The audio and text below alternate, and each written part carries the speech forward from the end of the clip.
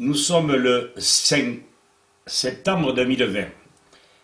Nous allons parler cette fois-ci de tétanos avec les éléments donnés par le docteur Quiquendone et le professeur Jules Tissot. Mais auparavant, il faudrait quand même que nous arrivions à comprendre, même si nous ne sommes que des biologistes dilettantes, nous ne sommes pas des imbéciles et nous avons le temps de nous pencher sur le problème, il faudrait quand même comprendre qu'à partir du moment où un corps a un terrain équilibré, autrement dit, les éléments nécessaires à son équilibre et éviter ainsi la maladie, que l'on arrive à des résultats spectaculaires.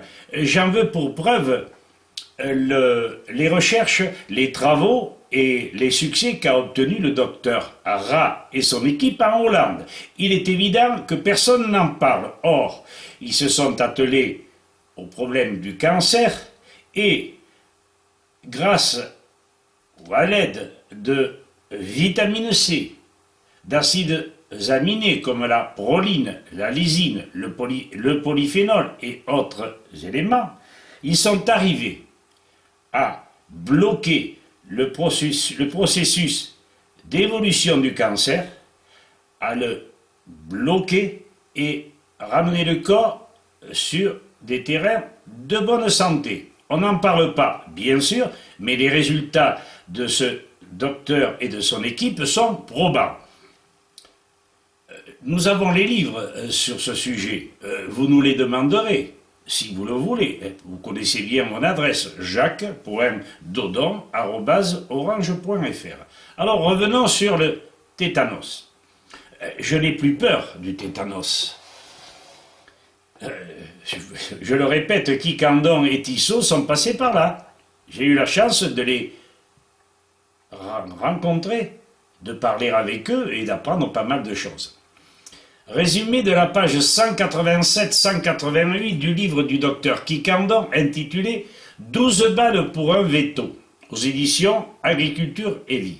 Sur ces pages, il est dit « Le docteur Fumeron déclare à son ami le docteur Quiquendone avoir guéri 3 cas de tétanos par injection intraveineuse de chlorure de magnésium. Un autre cas se présente en janvier 1952. Le malade est un ivrogne invétéré. Déclaration de la sœur de l'hôpital de Rochefort. Le docteur Fumeron essaie la voie intraveineuse. Il dissout 5 grammes de chlorure de magnésium dans 20 cm3 de sérum physiologique. Il stérilise et injecte. Quelques minutes après, je dis bien quelques minutes après, le malade rigide comme un morceau de bois et geignant, avant l'injection, se redresse sur le lit et se met à siffler. On lui injecte 5 grammes le lendemain, puis 5 grammes le soir. La décontraction est immédiate. 2 autres cas ont guéri à la même vitesse.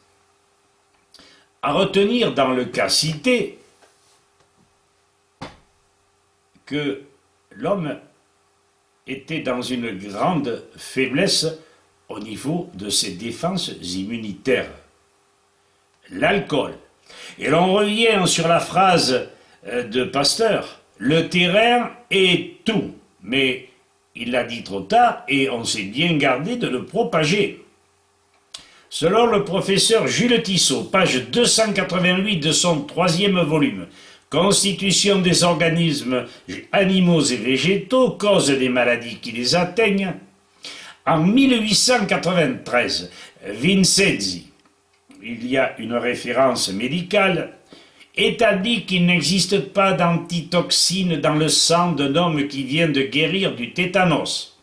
On savait déjà qu'une première atteinte de tétanos n'immunise pas l'homme. En effet, Courmont et Doyon ont écrit en 1899 dans leur livre « Le tétanos », page 70, ceci.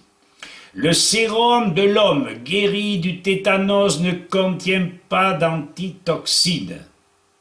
Nous savons d'ailleurs qu'une atteinte de tétanos ne vaccine pas. Alors, on pourra quand même développer ou en tirer la conclusion, c'est que si un homme ne guérit pas si un homme peut être atteint à nouveau du tétanos après qu'il en ait été guéri, le vaccin ne fera pas mieux.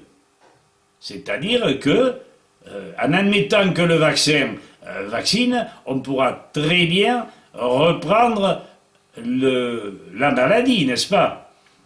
Alors, ce qu'il faut savoir aussi, c'est que le fait qu'une atteinte de tétanos ne vaccine pas, ceci entre en contradiction avec le fait vérifié que l'inoculation de toxines tétaniques sur l'animal lui confère l'immunité.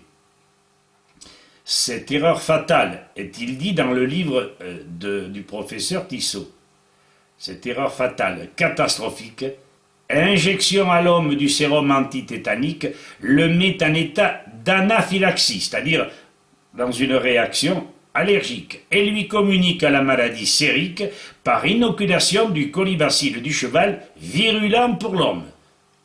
Nous devions d'instruire le public sur de vieilles expériences qui valent largement les découvertes récentes. Mais pourquoi n'en tient-on pas compte? Pour laisser la prépondérance au vaccin qui est inutile, qui ne sert à rien et qui est dangereux. Nous verrons d'ailleurs dans une autre vidéo pourquoi il est aussi inutile et dangereux de vacciner contre la diphtérie. Moi je m'adresse aux médecins, je m'adresse au public, je leur dis pas j'ai raison, je leur dis méfiez-vous. Je vous ai mis un gros point d'interrogation. Le terrain est tout. Et de même qu'un maçon, si vous donnez à un maçon tous les éléments de construction d'un mur, le sable, l'eau, la chaux, la truelle, le bac pour faire le mélange, il n'y a pas de raison que le mur ne tienne pas. C'est une question de logique. Or, les médecins seraient-ils logiques? Je ne crois pas. Par manque de réflexion, parce que ils prennent tout ce qu'on peut leur dire comme une paix, comme une vérité toute faite. Non, un médecin, ça réfléchit, n'est-ce pas? Merci.